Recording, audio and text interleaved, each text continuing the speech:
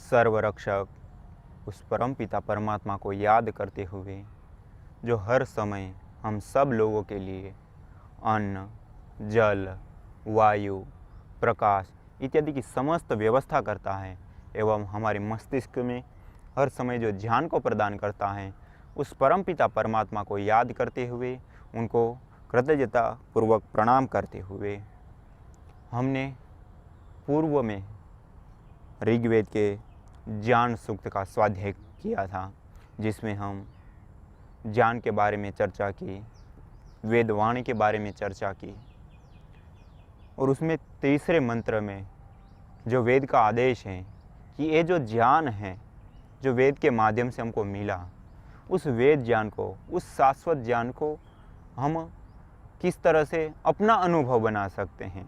ये तो हमको प्राप्त हो गया सूचना के रूप में, जैसे हम बाह्य सूचनाएं सारी प्राप्त करते देश समाज की, इस प्रकार से एक सूचना, एक हमको जानकारी मिल गई कि ऐसे ऐसे हमारा जीवन होता है, ऐसे ऐसे समष्टि होती है, ऐसे ऐसे ज्ञान होता है और ऐसे हमारे भीतर प्रकट होता है, जैसे तप एवं स्वाध्याय इत्यादि के माध्यम से हमारे भीतर प्रकट होता है, इस तरह से बताया।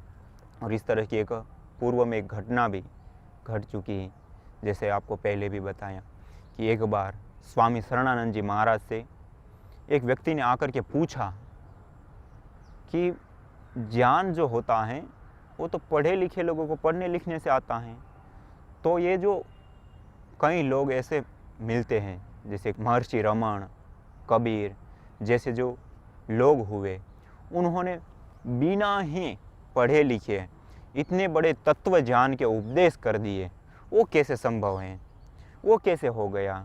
तो उस चीज़ को उन्होंने अनुभव करते हुए कहा कि जो ये ज्ञान है वो ज्ञान ये बाहर से हमको सूचना रूप में प्राप्त होता है और फिर उस ज्ञान को प्राप्त करके हम साधना करते हैं, उस पथ पे चलते हैं, और जब साधना करते हैं, उस पथ पे चलते हैं, तब हम उस ज्ञान को हम अपने भीतर ही प्राप्त कर लेते हैं, अपने भीतर ही वो ज्ञान प्रस्फुटित होता है। और यहाँ पे ही प्रथम जैसे हमने देखा तो वहाँ भी हमारी जो बुद्धि रूपी गुहा होती है उसी में वो ज्ञान स्थित रहता है, लेकिन तप के माध्यम से, साधना के माध्यम से हमको उसको प्रकट करना पड़ता है।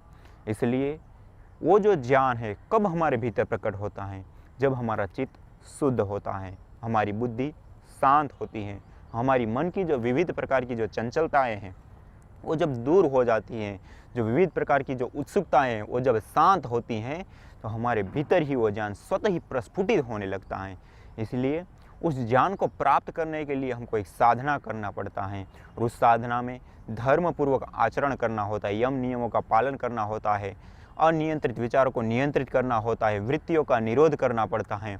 जब इस तरह से हम एक साधना के पथ पे चलते हैं और इस साधना को पूर्णता की ओर ले जाते हो, अग्रग्रस्त होते हैं, तो वो जो ज्ञान है वो हमारे भीतर ही प्रस्फुटित होने लगता है, हमारे भीतर ही प्रकट होने लगता है।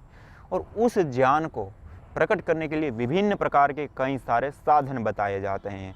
इस तीसरे मंत्र में उस साधन को बताया गया कि जो उन ज्ञानी जनों ने, जिन ज्ञानी जनों ने उस वेद ज्ञान को प्राप्त किया सूचना के माध्यम से, जैसे हम पढ़ते हैं, स्वाध्याय करते, सत्संग, किसी की बात सुनते, इस माध्यम से जो ज्ञान को हमने प्राप्त किया, उस ज्ञान को जब हम यज्ञ भाव से, यज्ञ कर्म से जब हम नित्य प्रति साधना करेंगे उस ज्ञान की, अर्थात उस ज्ञान में हम जिएंगे स्वयं, तो वो जो बोध है वो हमारे भीतर प्रकट हो जाता है। और उसके बाद जो यथार्थ बोध है, जैसे बिना पढ़े लिखे लोग भी तत्व ज्ञान की बात बता देते हैं, तत्व ज्ञान का उपदेश कर देते हैं, तो वो ज्ञान हमारे भीतर ही प्रस्फुटित होता है। तो वो जो प्रस्फुटित करने की जो घटना है वो इस साधना के माध्यम से प्रकट होती है। उसमें से एक साधना यज्ञ कर्म के माध्यम से बताया, जैसे यज्ञेन वाचः पदवीयम आयंतम अन्वविंदन ऋषिषु प्रविष्टम ताम आभृत्य व्यदधो पुरुत्रा ताम सप्तरेभा अभिसंनवन्ते। अर्थात उन ज्ञानी जनों ने जो इस ज्ञान को प्राप्त किया, उन्होंने यज्ञ कर्म के माध्यम से उस ज्ञान का साक्षात्कार मानिए अपने भीतर बोध किया। और ये यज्ञ क्या है उसके बारे में पूर्व में हमने कुछ चर्चा की। देव पूजा, संगतिकरण और दान, ये तीन इसके अर्थ होते हैं और इन तीन अर्थों को हमको साक्षात्कार करना होता है, उसको अपने कर्म के माध्यम से हमको जीना होता है। तो ये जो तीन कर्म हैं उसके माध्यम से देव पूजा, संगतिकरण और दान। तो देव पूजा उस परमपिता परमात्मा की, उस ईश्वर की पूजा, जो देवताओं ने हमको दान दिया उनकी पूजा, देव पूजा। और संगतिकरण, संबंध बनाना, जो ज्ञानी जन हैं, जो विद्वान जन हैं, जो श्रेष्ठ जन हैं, जिनका आचरण, वाणी, व्यवहार ये उत्कृष्ट हैं, जिनकी उत्कृष्ट सोच हैं, उत्कृष्ट विचार है, उत्कृष्ट जिनकी स्थिति हैं, जिनको हम ऋषि कहते हैं, विद्वान कहते हैं, जो आप्त पुरुष हैं, उनका संग करें, उनके पास में बैठे, उनकी बातों को सुने। और जब इस तरह से हम एक साधना से गुजरते हैं तो ज्ञान हमारे भीतर ही प्रस्फुटित होने लगता है। तो इसके लिए ये मंत्र में हमने कुछ जाना, और इसी यज्ञ के बारे में जो गीता में कहा गया है उसके बारे में आइए विस्तार से जानते हैं कि भगवान श्री कृष्ण क्या हमको बताते हैं। तो भगवान श्री कृष्ण जी श्रीमद् भगवद गीता में भी यज्ञ के माध्यम से बताते हैं, देवान भावयता नेन ते देवा भावयन्तु वह परस्परम भावयन्त श्रेयपरम अव्याप्सथ इष्टान भोगान ही वो देवा दास्यन्ते यज्ञ भाविताः तेन तार प्रदायेभ्यो यो भुंक्ते तेन एव सह यज्ञ शिष्टासीनः सन्तो मुच्यन्ते सर्वकिल्बिषैः भुंज्यते ते त्वद्धं पापा ए पचत्यात्म कारणात्। अर्थात हम जो दान देते हैं, मानी देवताओं को दान देने की, या ईश्वर की जो पूजा का कहा कि देव पूजा, संगतिकरण और दान, ये तीन बातों का जो विधान किया, यज्ञ मानी देव पूजा, संगतिकरण और दान। तो देवान भावयंत तेन, मानी हम जो देवताओं को देते हैं, मानी जो यज्ञ करते हैं, हवन करते हैं, उसमें हम जो आहुति देते हैं वो उन देवताओं तक पहुंचती है, और वो देवता हमको पर्जन्य अर्थात वर्षा, सूर्य की धूप, भूमि, वातावरण, ये सब शुद्ध हमको प्रदान करते हैं, और उसके माध्यम से हम उन्नति को प्राप्त करते हैं। अर्थात इस श्लोक के माध्यम से कहना चाहते हैं कि हम उन देवताओं को तृप्त करें हवन करके, और वो देवता हमको तृप्त करे, और हमारी जो शुभ कामनाएं हैं उन शुभ कामनाओं को हम परस्परम भावयंता श्रेयोपरम अव्याप्सथ, अर्थात हम परस्परता में हम देवताओं को दान दें, देवता हमको दे, और इस प्रकार हमारा जो ये जीवन है वो उन्नति को प्राप्त हो, श्रेष्ठता को प्राप्त हो, और ये जो हमको चीज़ें मिल रही हैं वो नित्य प्रति मिलती रहे,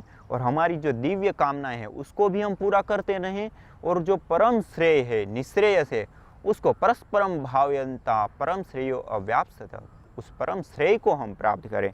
तो इस प्रकार से ये उपदेश कर रहे हैं।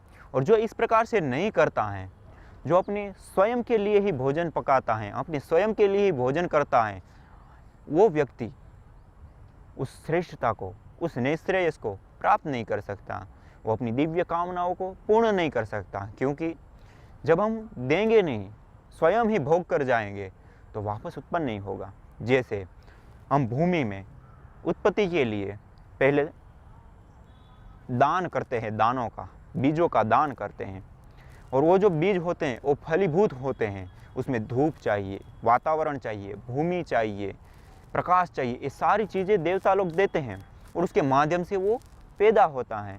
और उस जो अन्न पैदा हुआ उसका हम ही स्वयं भक्षण कर जाए तो फिर वापस कहाँ से पैदा होगा।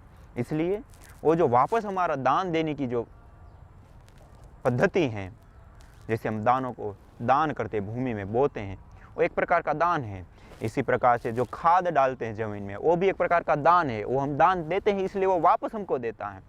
इसलिए इस प्रकार से हमको दान देना चाहिए। इसी प्रकार से जब हम यज्ञ में आहुति देते हैं विभिन्न प्रकार के औषधियाँ, जड़ी बूटियाँ और घृत आदि की, तो वो अति सूक्ष्म होकर के इन सारे देवताओं तक पहुँच जाती है। क्योंकि ये जो अग्नि है वो देवताओं का मुख कहा गया है, और इस अग्नि में हम जो भी दान करते हैं वो अति सूक्ष्म से सूक्ष्म होकर के उन सभी देवताओं तक, अग्नि, वायु, इन सभी देवताओं तक पहुंच जाती हैं, और वापस वो वर्षा देते हैं, शुद्ध वातावरण देते हैं, अनुकूल वातावरण देते हैं, और धूप अनुकूल देते हैं। इस तरह से चारों ओर से फिर वापस वही प्रक्रिया के माध्यम से फिर वो अन्न को पैदा करते हैं, और उस अन्न को हम खाते हैं, और फिर हम वृद्धि को प्राप्त करते हैं। अर्थात हमारे द्वारा वो देवता लोग तृप्त होते हैं और उन देवताओं के द्वारा हम तृप्त होते हैं, और हम परस्पर इस तरह से दान देते हुए एक दूसरे को तृप्त करते हुए उस परम श्रेय को हम प्राप्त करें, इसका यहाँ पे विधान करा गया है। तो इस प्रकार से हमको यज्ञ करना चाहिए। और जो इस प्रकार से यज्ञ नहीं करता है और स्वयं ही भोग करता है, वो पाप का ही भोग करता है, वो पाप को प्राप्त करके वो अधम योनि में पहुंच जाता है, नीचे की ओर गिरता है। क्योंकि जब हमारे जीवन में हम पाप कर्म करते हैं, अधिक पाप को कमाते हैं, तो अधम योनियाँ जो होती है, कीट पतंग पशु पक्षी इत्यादि, उन योनियों में हमको जन्म लेना पड़ता है, जिसको भोग योनियाँ कहा जाता है। इसलिए उससे ऊपर उठने के लिए, निःश्रेयस को प्राप्त करने के लिए, परम श्रेय को प्राप्त करने के लिए हमको ये जो वेद का आदेश है कि यज्ञ करो, यज्ञ भाव से कर्म करो, इस प्रकार से हमको यज्ञ भाव से कर्म करना होता है। इसी प्रकार मनुस्मृति में भी कहा गया है और इसी प्रकार गीता में भी श्लोकों के माध्यम से बताया है कि अघम स केवलम भुंक्ते यह पच्यतात्म कारणात् यज्ञ शिष्टासीनम ही हेतत् सत्ताम अन्नम विधीयते। अन्नाद् भवति भूतानि पर्जन्याद् अन्न संभवः यज्ञाद् भवति पर्जन्यो यज्ञ कर्म समुद्भवः। कर्म ब्रह्मोद्भवं विद्धि ब्रह्माक्षर समुद्भवम् तस्मात् सर्वगतं ब्रह्म नित्यम यज्ञे प्रतिष्ठितम्। अर्थात जो हम अन्न का भोग करते हैं, हम अन्न को खाते हैं, उस अन्न को खाने से पहले यदि उस अन्न का हम उस देवताओं को दान नहीं देते हैं, जिसके माध्यम से हमको मिला है, उनको वापस नहीं पहुंचाते हैं, तो हम केवल पाप का भोग कर रहे हैं, हम वो चोरी का अन्न खा रहे हैं। और जब हम चोरी का अन्न खाएंगे, पाप का अन्न खाएंगे, तो निश्चित ही है कि ये अधर्म हो रहा है, और जो अधर्म कार्य होते हैं वो हमको नीचे की ओर गिराते हैं, अधर्म की ओर ले जाते हैं, और हमारे जीवन का ह्रास होता है, अवोन्नति होती है। इसलिए हमको निश्चित रूप से हमारे जीवन की उन्नति के लिए धर्म के अनुकूल कर्म करना चाहिए। और जो धर्म के अनुकूल कर्म हैं, वो कर्म हैं कि हम पहले यज्ञ करें, यज्ञ शिष्ट जो हैं उसी का हम भोग करें। यज्ञ शिष्ट सनम, अर्थात हम जो यज्ञ श्रेष्ठ पहले यज्ञ करें और यज्ञ से बचा हुआ जो अन्न है उसी का भोग करें। जब इस प्रकार से हम अन्न का भोग करेंगे तो हमारा कल्याण होगा, हमारी उन्नति होगी और हम पाप के भागी नहीं बनेंगे। और इस प्रकार से हम निरंतरता के साथ अपने जीवन को आगे बढ़ाते हुए चलते हैं। इसी प्रकार कर्म ब्रह्मोद्भवम विद्धि अन्नाद् भवति भूतानि पर्जन्याद् अन्न संभव, अर्थात अन्नाद् भवति भूतानि, जो हम अन्न खाते हैं, अन्न से भूतों की उत्पत्ति होती हैं। भूत मानी प्राणी गण की, मनुष्य गण की उत्पत्ति होती है। अन्नाद् भवति भूतानि, अन्न से इस प्राणी गणों की, मनुष्य की वृद्धि होती है, उसकी उत्पत्ति होती है। और जो अन्न है वो पर्जन्य से उत्पन्न होता है। जो अन्न पैदा होता है वो पर्जन्य, पर्जन्य मानी वर्षा, वर्षा जब होती है तो वो अन्न उत्पन्न होते हैं। और जो ये वर्षा है वो वर्षा यज्ञ से उत्पन्न होती है, और जो यज्ञ है वो कर्म से उत्पन्न होता है। इस प्रकार से पूरा एक क्रम है। और ये जो कर्म है उसको हमें ब्रह्म से अर्थात वेद से उत्पन्न होना मानना चाहिए। जैसे हमारे मस्तिष्क में ज्ञान होता है, हमारी बुद्धि में ज्ञान होता है, उसी के आधार पर हमारे मन में इच्छा प्रकट होती हैं और इस इच्छा के अनुसार हम कर्म में प्रवृत्त होते हैं। और जिस कर्म में हम प्रवृत्त होते हैं उसी का परिणाम हमको मिलता है। तो इसलिए जो कर्म का आधार है, मूल है, वो है वेद। और इसलिए करा कर्म ब्रह्मोद्भवम विद्धि ब्रह्माक्षरम समुद्भव। और ये जो ब्रह्म है वो उस अक्षर मानिए जो वेद है वो उस अक्षर पुरुष से हमको प्राप्त हुआ है। उस अक्षर पुरुष मानी उस ईश्वर से, उस निराकार नियंता सर्वनियंता सर्वाधार उस प्रभु से हमको ये वेद ज्ञान मिला है, वो अक्षर हैं। तस्मात् सर्वगतः ब्रह्म नित्यम यज्ञ प्रतिष्ठितम।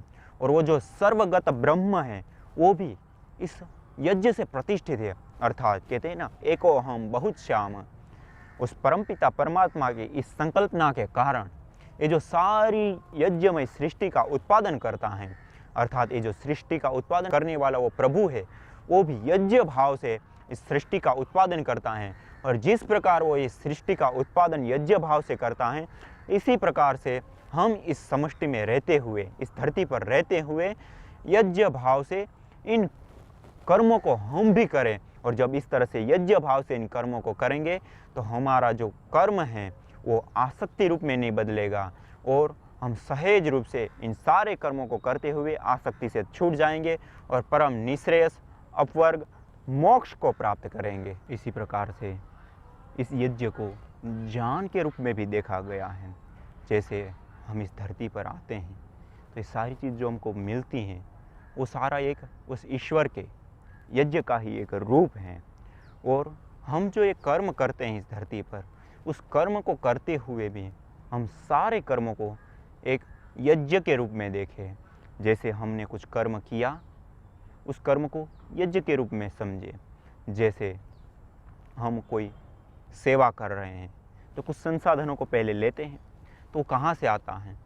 वो किसी से आया, वो भी उसी का है, और जो हमारे पास आया वो हम वापस दान करते हैं, वो यज्ञ भाव से। अर्थात हम कर्मों में लिप्त ना हो, कर्मों से हम युक्त ना हो, मानी जो हम कर्म करते उसके साथ हमारी आसक्ति नहीं बननी चाहिए। इसीलिए श्रीमद् भगवद गीता में आगे भी बताया है कि हम जो कर्म करते हैं उसमें हमारी आसक्ति हो जाती है। अर्थात हमारे मन में 3 गुण होते हैं, सत्वगुण, रजोगुण और तमोगुण। इन 3 गुणों में जब व्यक्ति का सत्वगुण बढ़ा रहता है तो वो सही सही कर्म करता है, सही सही अपनी जीवन को आगे बढ़ाता है, उन्नति को प्राप्त करता है, सुख को प्राप्त करता है, शांति को प्राप्त करता है, ज्ञान को प्राप्त करता है और यहाँ तक कि मुक्ति को भी प्राप्त कर लेता है। लेकिन जो रजोगुण में अपने मन को रखता है, वो उस व्यक्ति के मन में इच्छाएं ज़्यादा रहती हैं कि उस कर्म को करूँ, उसको करूँ, उसको प्राप्त करूँ, मानी ऐश्वर्य को वो चाहता है। कोई कर्म में वो प्रवृत्त होता है तो वो जो कर्म है उसके साथ उनकी आसक्ति हो जाती है, और उस कर्म में कोई सहयोग करे तो उसके प्रति राग, और कोई बाधक बने तो उसके प्रति द्वेष की भावना आ जाती है। और ये जो राग और द्वेष हैं, यही तो हमारे संपूर्ण जीवन को नष्ट करने वाले हैं। और ये जो जन्म मरण का ये पूरा जो चक्र है, उस चक्र में हमको बांधने वाले हैं, और इस चक्र से हमको छूटना है, हमको मुक्त होना है, तो हमको यज्ञ कर्म करना पड़ेगा। अर्थात ये जो रजोगुण से प्रेरित जो कर्म हैं उससे मुक्त होकर के कर्म करना पड़ेगा। और इसी प्रकार कोई व्यक्ति यदि तामसिक अवस्था में रहता है, जैसे शरीर में भारीपन, मन में भारीपन, कोई कर्म करने की इच्छा नहीं, आलस्य, प्रमाद, तंद्रा, निद्रा, ऐसी अवस्था में पड़ा रहता है, और कोई कर्म करने की उनकी इच्छा नहीं होती और ज़बरदस्ती कोई मजबूरीवश कर्म करना पड़े तब करता है, और उसमें भी कोई बाधा कष्ट आते हैं तो वापस छोड़ देता है। ऐसी जो स्थिति है ये सारे तमोगुण के कर्म होते हैं और वो हमको नीचे की ओर गिराते हैं। इसलिए हमको अपने जीवन को ऊपर उठाने के लिए ये जो रजोगुण है और तमोगुण है उसको छोड़ करके पहले सत्वगुण प्रधान बनना होता है। जब हम सत्वगुण प्रधान बनते हैं तो सुख, शांति, ज्ञान को प्राप्त करते हैं, और फिर त्रिगुणातीत स्थिति जिसको कहते हैं, इन तीनों गुणों से पार की स्थिति, परम श्रेय, अपवर्ग, मोक्ष जिसको कहते हैं, उसको भी हम प्राप्त कर लेते हैं। इसलिए यहाँ पे वेद में ये जो ज्ञान मिल हमको वेद के माध्यम से मिल रहा है, उस वेद ज्ञान को हम पहले प्राप्त करें सूचना के रूप में, सत्संग स्वाध्याय करके, फिर उस ज्ञान को हम अपने आचरण में यज्ञ भाव रूप में सारे कर्मों को करते हुए अपने आचरण में उतारे, तो वो जो कर्म है वो ऐसा दिव्य कर्म हो जाएगा, ऐसा भागवत कर्म हो जाएगा, ऐसा यज्ञीय कर्म हो जाएगा कि हमारे जीवन का वो कर्म उद्धार कर देगा। इसलिए हमारा जो ये पूरा जीवन है उसको हम यज्ञमय बना दें, यज्ञीय बना दें। और जब यज्ञीय जीवन हम जिएंगे तो कर्मों के प्रति हमारी आसक्ति नहीं होगी, और जो आसक्तियां हैं वो सारी छूट जाएगी। जो हमारे मन में राग, द्वेष इत्यादि भावनाएं हैं वो टूट जाएगी, दूर हो जाएगी। ये जो रजोगुण, तमोगुण हैं वो नष्ट हो जाएंगे और हम सुख, शांति एवं समृद्धि को प्राप्त करेंगे। एक परम शांति जिसको हम परम वैभव कहते हैं, वो परम शांति को हम प्राप्त करते हैं।